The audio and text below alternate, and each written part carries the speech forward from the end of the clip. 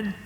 우리가 오늘 읽은 요한계시록 20장의 말씀은 우리의 인생의 기나긴 이야기의 마지막, 그리고 인류라고 하는 거대한 역사의 마지막 페이지를 우리에게 보여주고 있습니다. 지금 우리는 이 땅에서 영적 전쟁을 치르며 살아갑니다. 때로는 악이 승리하는 것처럼 보이기도 합니다. 불의가 판을 치는 이 세상 속에서 우리의 연약한 믿음이 그야말로 과연 소용이 있을까, 그렇게 의심되기도 합니다. 마치 끝이 보이지 않는 긴 터널을 지나는 것처럼 답답하고 불안할 때가 많습니다. 그러나 오늘 성경은 우리에게 우리의 인생의 이 역사의 마지막이 어떠한가, 그것을 분명하게 보여주고 있습니다.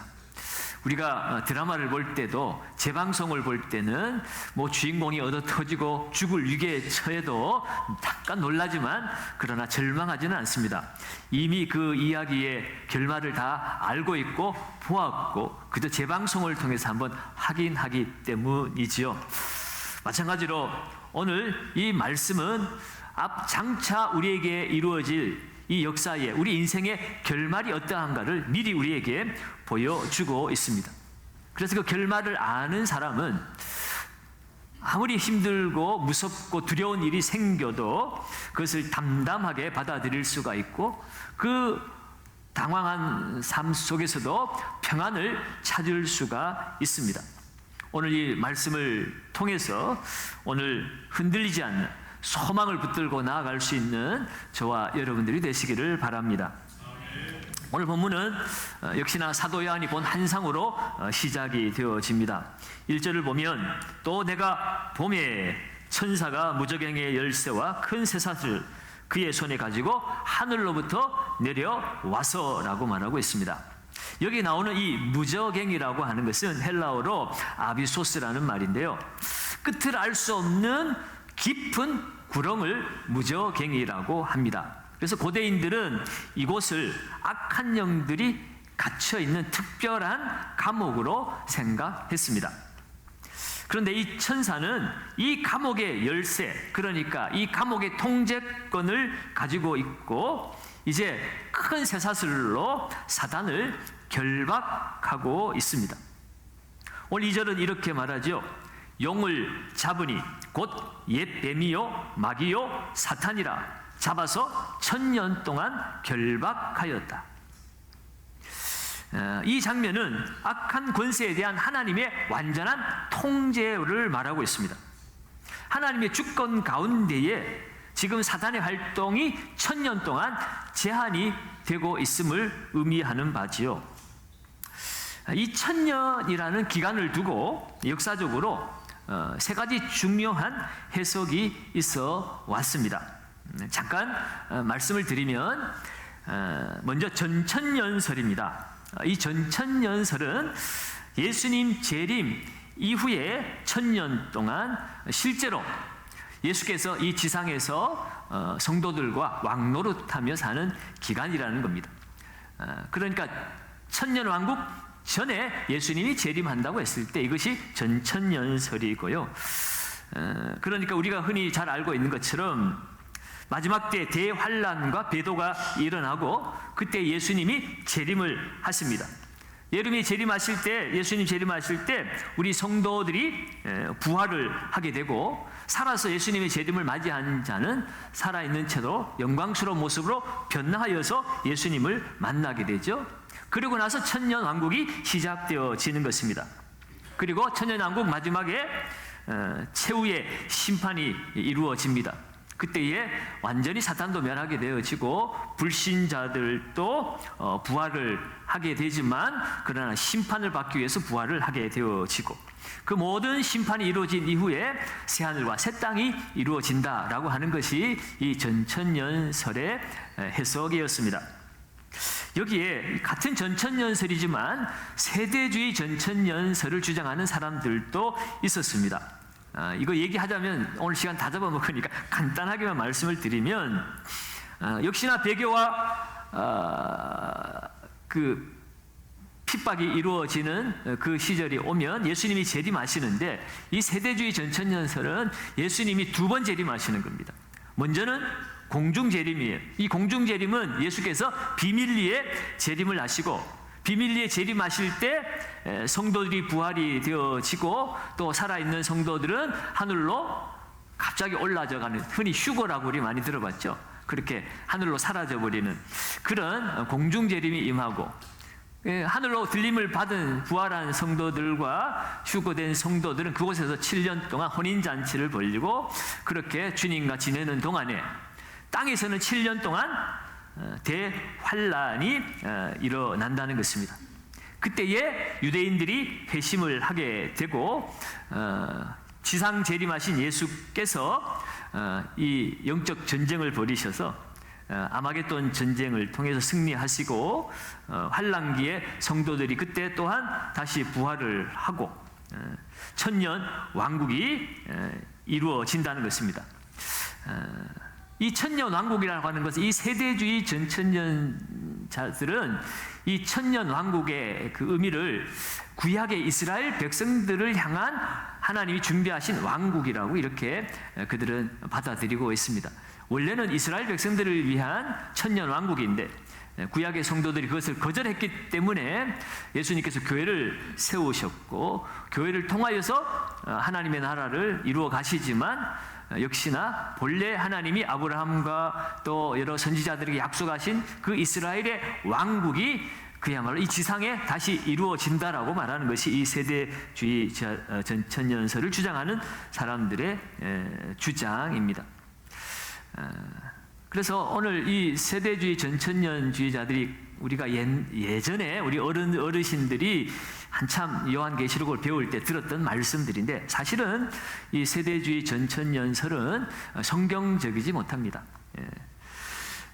성경 역사를 이들은 7 세대로 나누고 있는데요.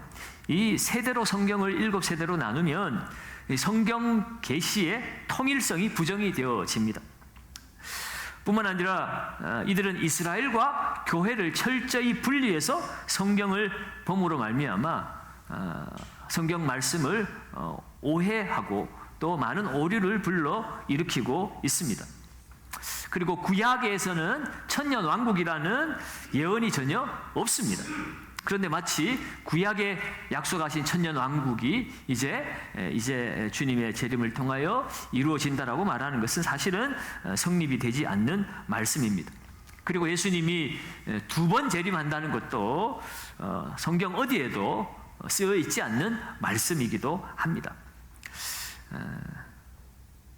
이 연약한 부분에 또 문제 있는 부분들은 나중에 한번, 우리 시간이 없어서 다는 자세하게 못 다루고요. 요한계시록 마무리할 때쯤에 전체를 한번 요약하면서 특강식으로 이 천년왕국이나 예수님의 재림 때에 이루어진 일들에 대해서 조금 더 자세하게 한번 말씀을 나누도록 하겠습니다. 자, 그래서 전천년설이 있고 후천년설이라고 하는 것은 천년왕국 이후에 예수님이 재림하신다는 겁니다. 그래서 후천년설은 복음이 온 세상으로 확장이 되어지고 그야말로 평화의 시대가 도래하는데, 그 평화의 시대가 이 천년 왕국이라는 것입니다. 이 세상에 그 악은 점점 소멸이 되어지고, 정말 기독교 가치관, 하나님의 말씀이 이 온 세상을 거의 주장하고 지배하는 그런 평화로운 시대가 이루어질 것이고, 마지막 때에 사단이 노임을 받고 박해가 일어나지만 그러한 사단의 박해도 극히 미미하고 교회에 전혀 피해를 주지 않는 정도로 그렇게 그들은 받아들이고 있지요. 그래서 사실은 이 후천년설도 성경적이지 못하고 오늘 이 시대에 우리와도 맞지 않는, 그야말로 너무 낙관주의적인 그런 해석이기도 해서 우리가 받아들일 수 없고요.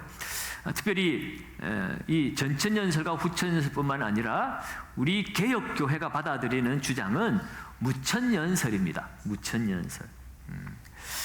이 천년을 이 개혁교회에서, 우리 장로교회는 개혁주의 신학에 우리가 소속이 되어져 있습니다. 그래서 이 천년을 상징적으로 해석하는 거예요. 그러니까 우리가 계속 요한계시록을 읽어올 때 7이라는 숫자, 12라는 숫자, 14만 4천이라는 숫자, 이 숫자가 그 숫자 문자 그대로 우리가 적용을 하면 안 되는 것처럼 이 천년 왕국도 천년이라는 기간이 중요한 것이 아니라 그 천년 왕국이 무엇을 말하는가, 그 성격이 더욱 중요한 것입니다.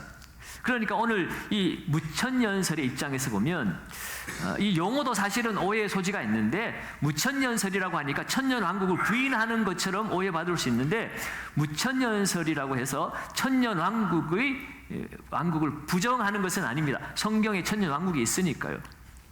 부정하는 것이 아니라 천년 왕국을 상징적으로 받아들이는데, 그 천년 왕국이 바로 예수님의 초림과 예수님의 재림 사이의 그 기간을 천년 왕국으로 받아들이고 해석하는 겁니다.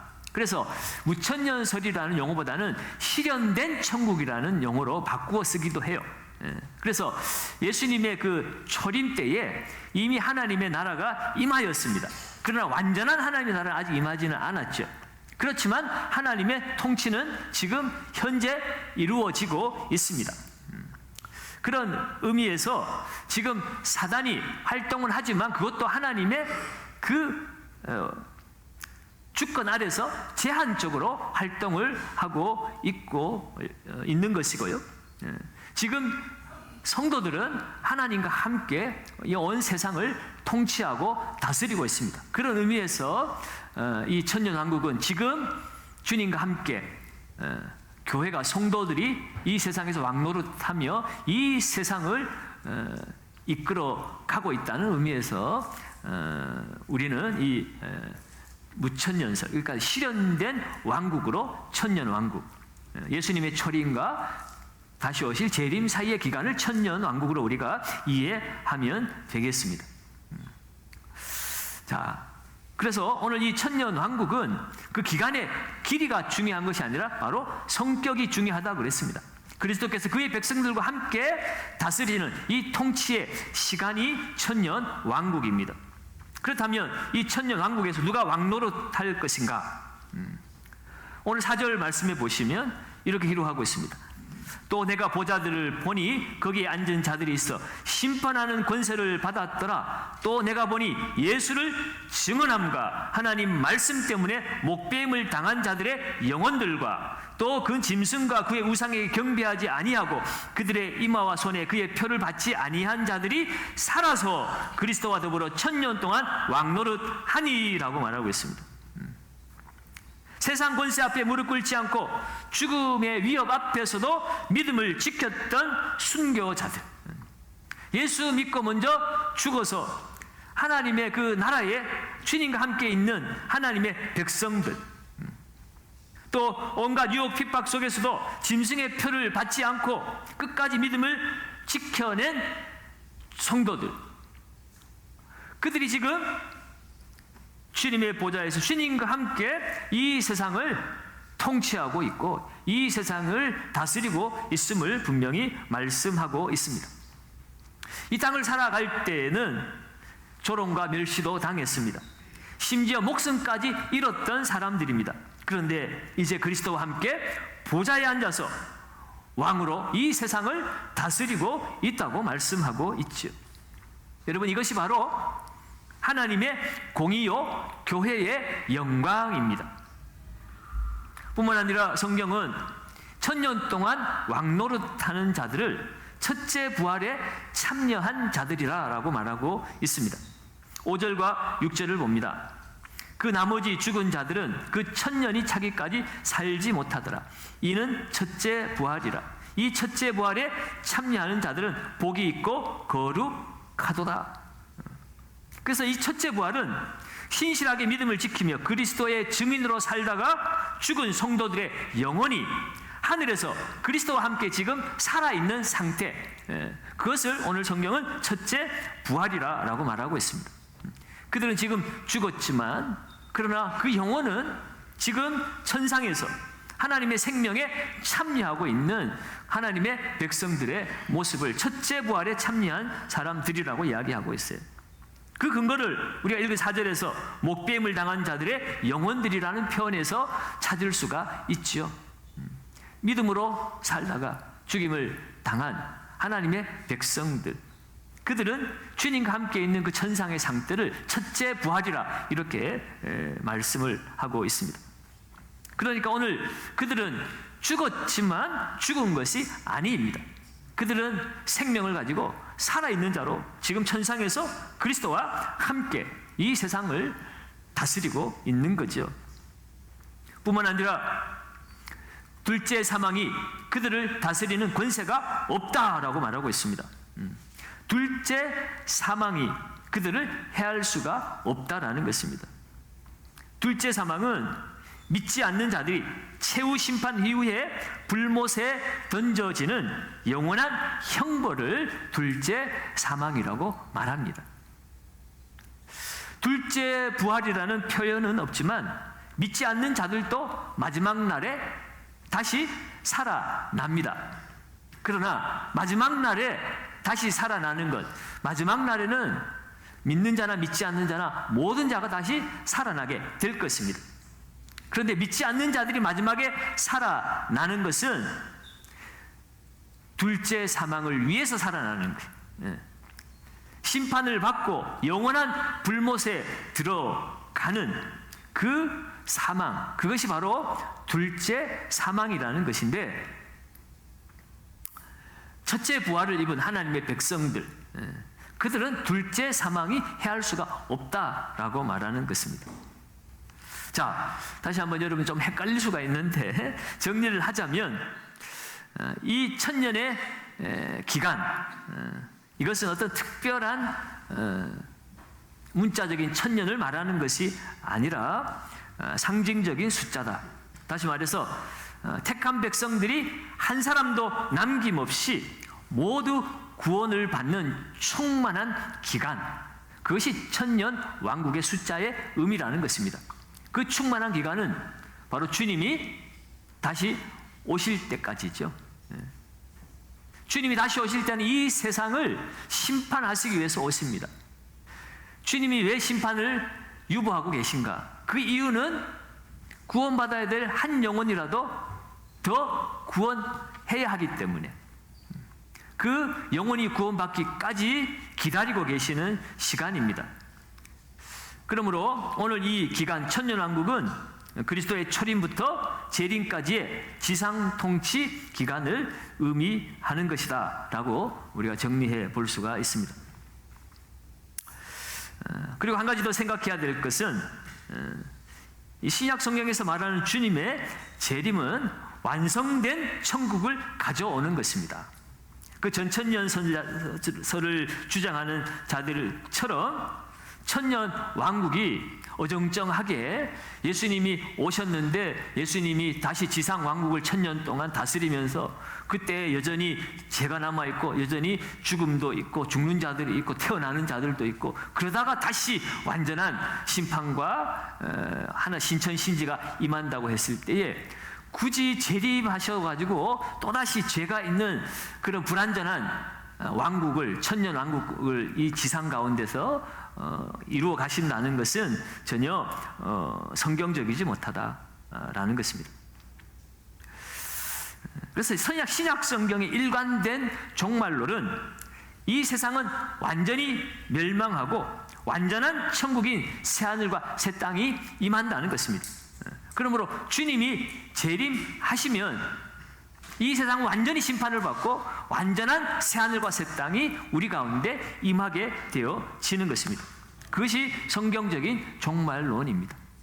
그래서 여러분들이 예전에 우리가 배웠던 세대주의 종말론, 예수님 공중재림하고 휴거당하고 또 7년 환란이 있다가 또 유대인이 회심하고 그래서 땅에서 또 1000년 동안 또 왕국이 이루어졌다가 다시 사탄이 또 나타나가지고 또 싸움해가지고 사탄을 물리치고 그제서야 이제 하나님 나라가 임하고, 그런 것은 성경에 나와 있지도 않고 성경적이지 않습니다.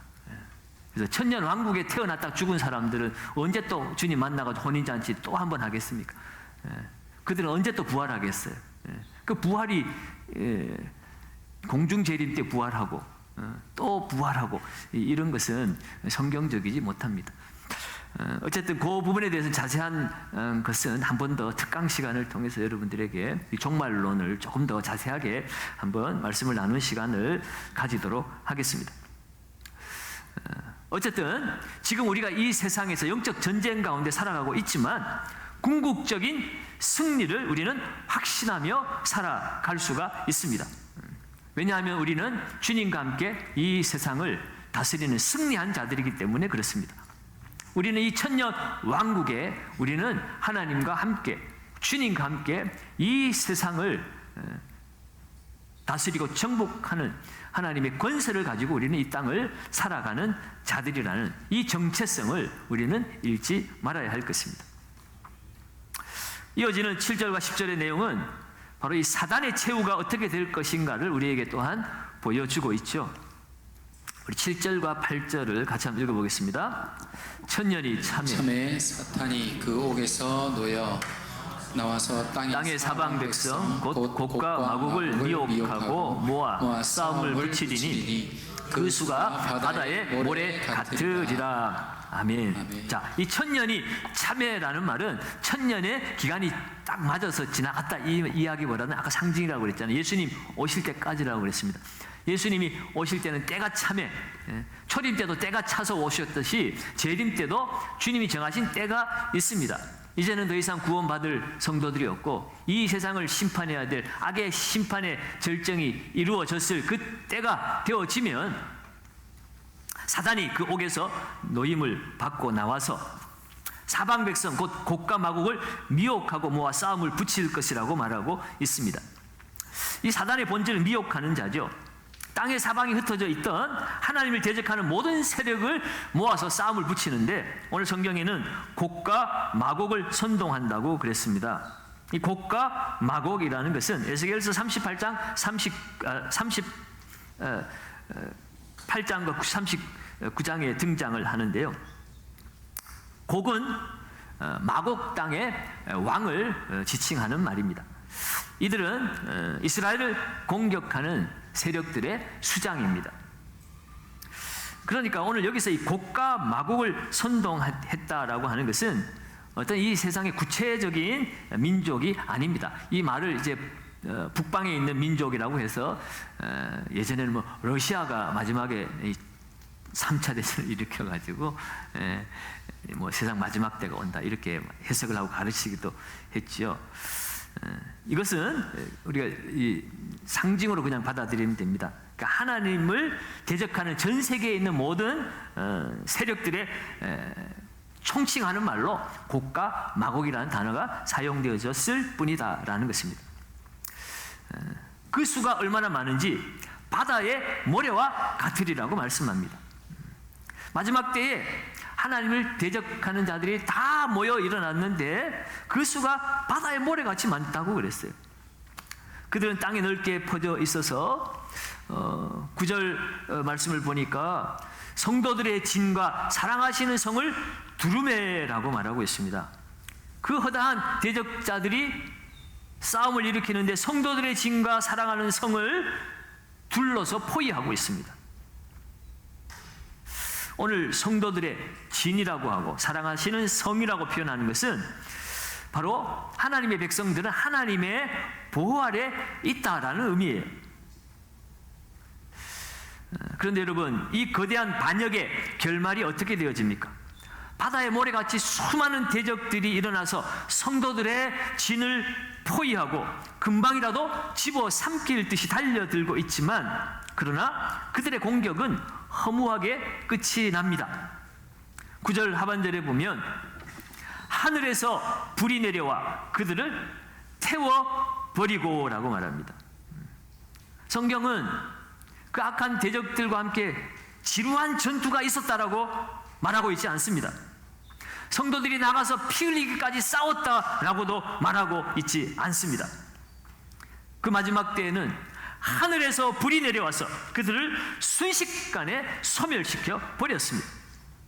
그 마지막 때의 전쟁은 너무나 싱겁고 너무나 압도적인 하나님의 승리였습니다.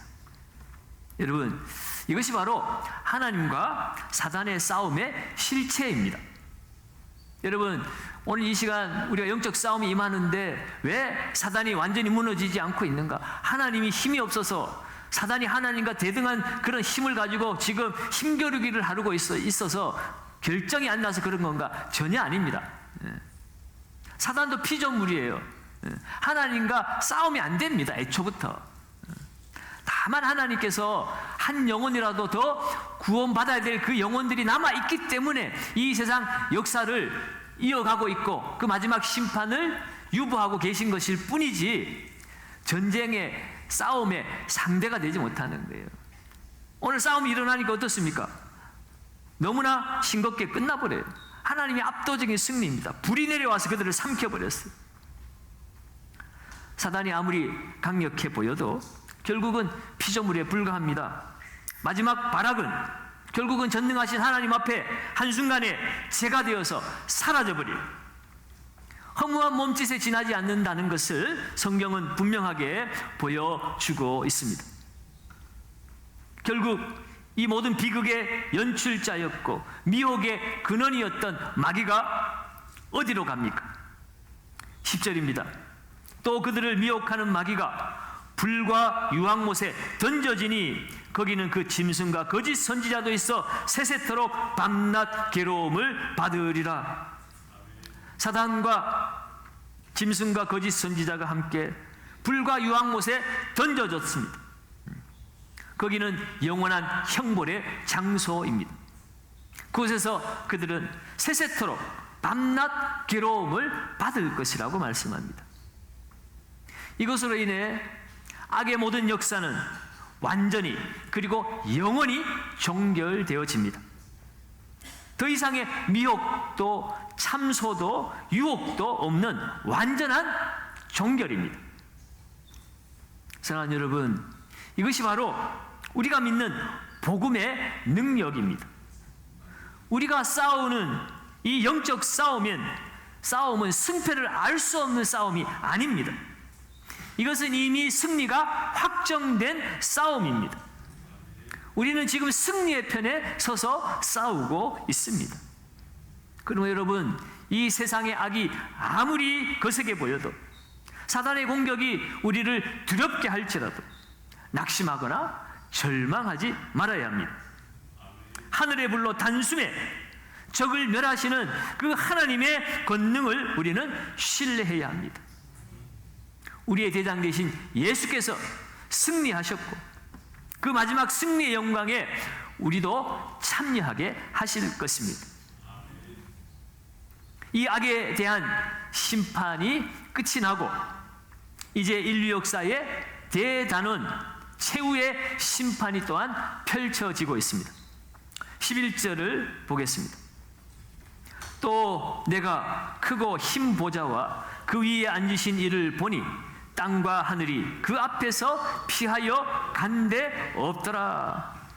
사도 요한이 보니 크고 흰 보좌가 있었습니다.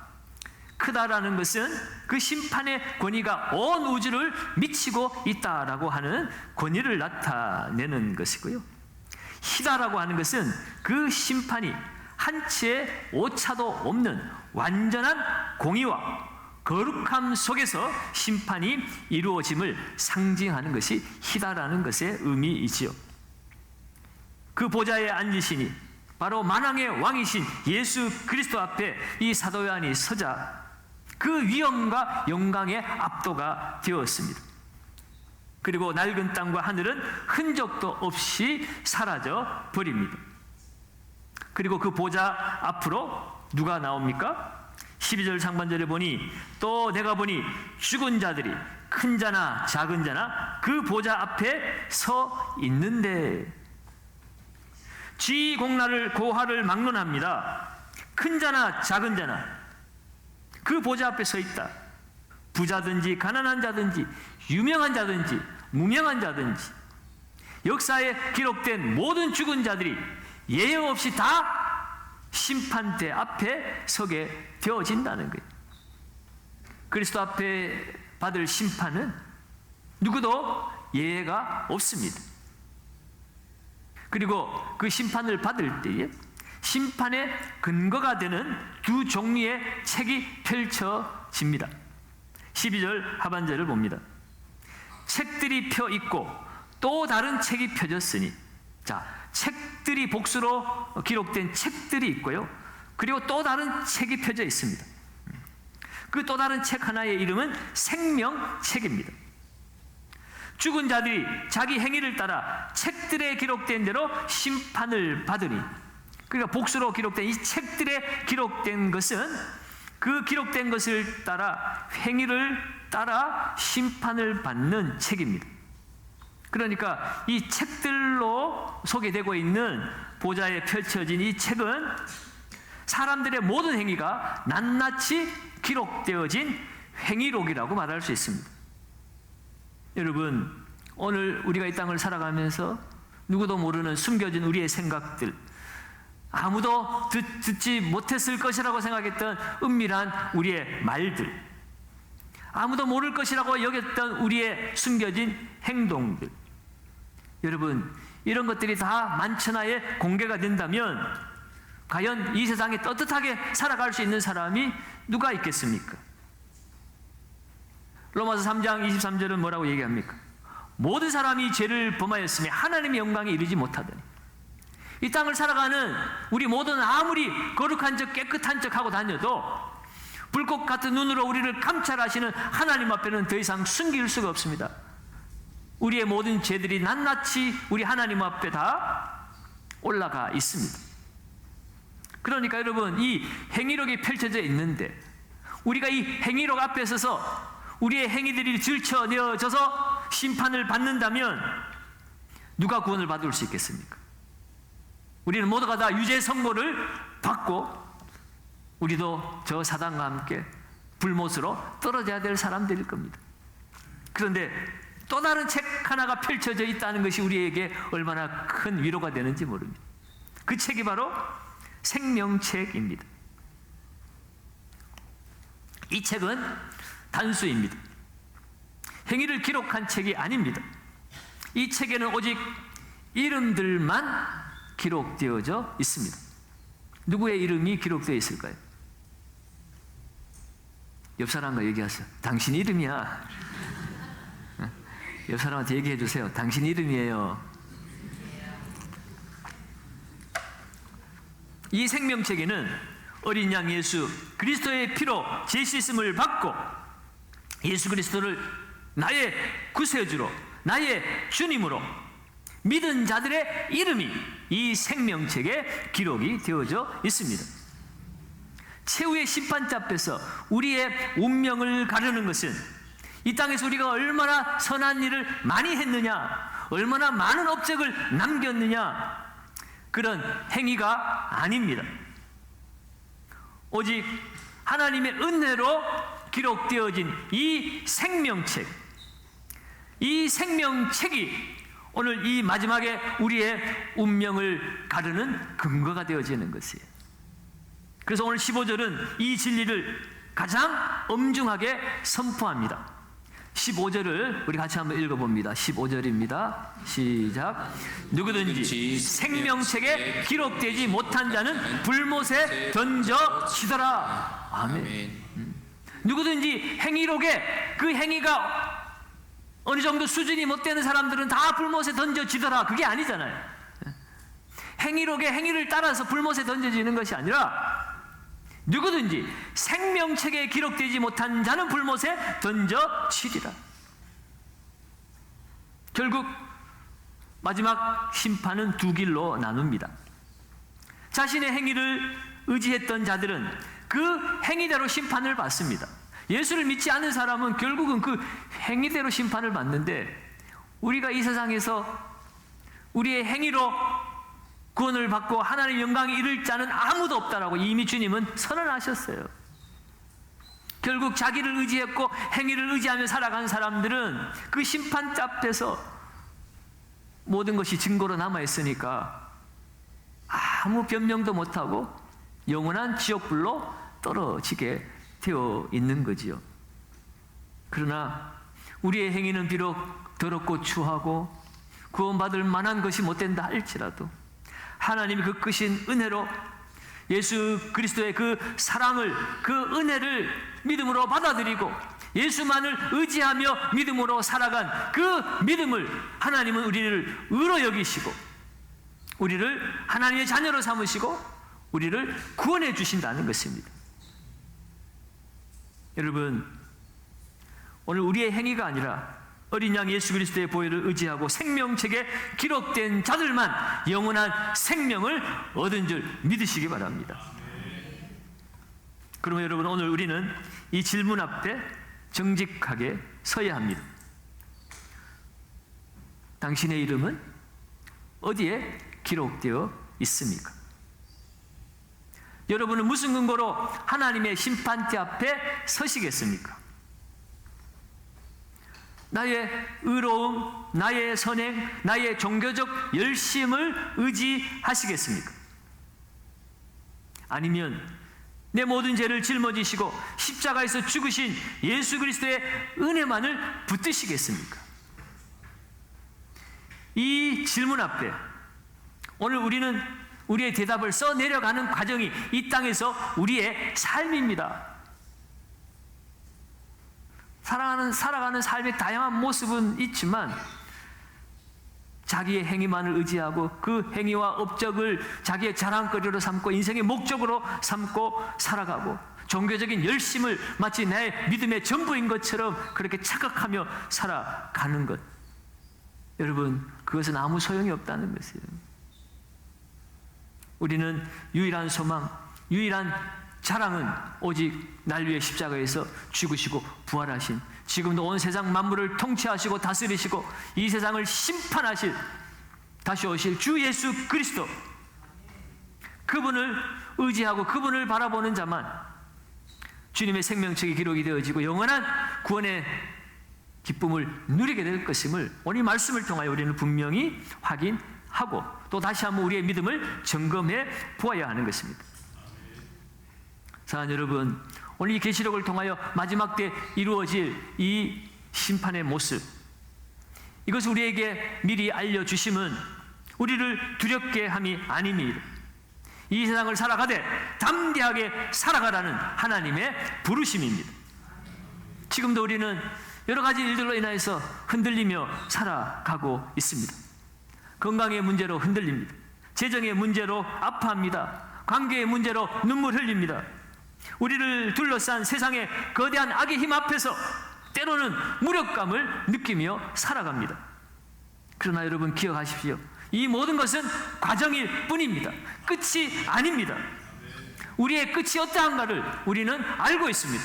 오늘 성경이 우리에게 미리 보여주고 있는 것이에요. 최종 승리는 우리에게 확정이 되어 있습니다. 사단은 이미 패배했고 우리는 그리스도와 함께 이미 승리했고 주님과 함께 영원히 왕노릇하며 살아가는 사람들입니다. 그러면 여러분, 오늘 내게 남아있는 질문은 내 이름이 생명책에 있는가 하는 것입니다. 여러분, 여러분의 이름은 생명책에 있을까요? 있을 것 같기도 하고 아닌 것 같기도 하고. 여러분, 그렇게 확신이 없다면 오늘 이 밤에 주님 앞에 서시기 바랍니다. 나의 행위로는 구원받을 수 없는 죄인임을 확실하게 인정하시고 고백하십시오. 그래도 내가 세상에서 그래도 착한 사람이라고, 호인이라고, 괜찮은 사람이라고 내가 인정받고 칭찬받았는데 아무 소용없습니다. 오직 날 위해서 피 흘리시고 죽으신 예수 그리스도를 나의 구주로 영접하고 믿는 자만 하나님의 자녀가 되는 권세를 얻었고 하나님의 생명책에 기록되어지는 것입니다. 그러면 여러분, 그 주님을 오늘 이 밤에 만나시기를 바라고, 이미 그 주님을 믿고 주님을 따르며 살아가는 성도들은 이 세상을 살아가는 데 있어서 더 이상 두려워하지 마시기 바랍니다. 세상 조롱과 핍박 앞에서도 위축되지 마십시오. 결말을 아는 자는 여유와 담대함을 가집니다. 이 세상의 헛된 가치에 우리의 이름을 올리기 위해 애쓰기보다 오늘 하늘의 생명책에 기록된 그 이름의 가치를 날마다 확인하면서 감사와 감격으로 오늘 이 시대를 살아가는 저와 여러분들의 삶이 되시기를 예수님의 이름으로 축원합니다.